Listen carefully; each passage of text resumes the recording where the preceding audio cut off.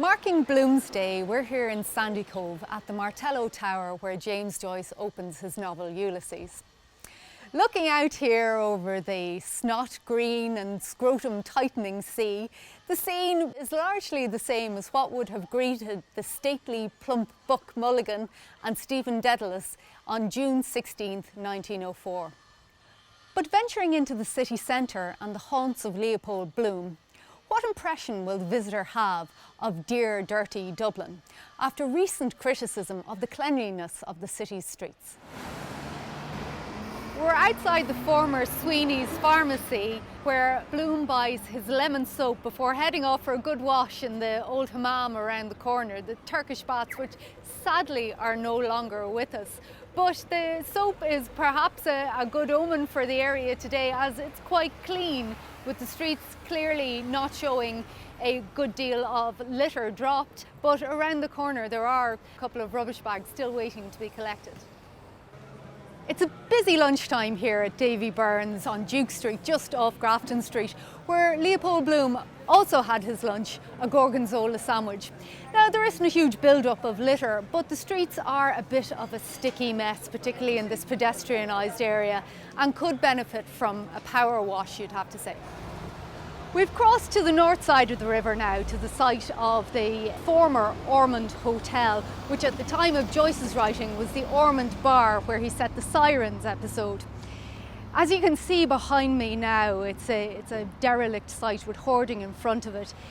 The hotel, which was built in 1906, closed in 2005, so we're nearly 18 years now since the site has been used. And it's had planning permission for redevelopment since 2017, but as you can see, that development has stalled. It was planning permission for a new hotel, and really it speaks of the dereliction of this part of the North Inner City.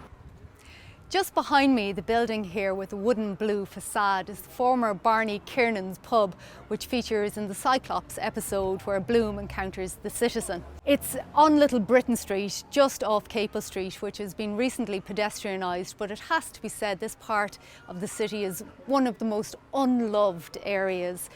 The streets are a mess of faeces and urine, as well as just litter and general debris.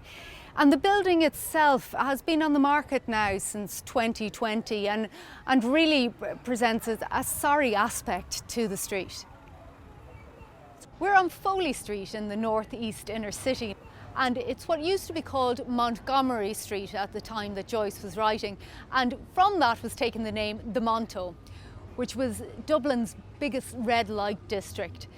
Joyce called it Night Town, and it was at the time one of the biggest slums in Europe. And really now it is quite neglected. The rubbish here hasn't been collected from a nearby bin, and the streets are really quite dirty, again with quite a few piles of faeces as well as just general litter.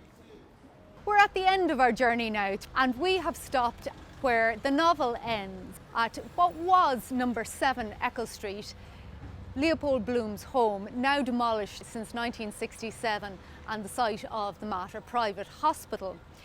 This is the northeast inner city, and it's regularly on the list of the most littered places, not only in Dublin but in the entire country. It's not looking too bad today, but there is still an amount of litter blowing around and some fly tipping and some rubbish bags left uncollected on the street.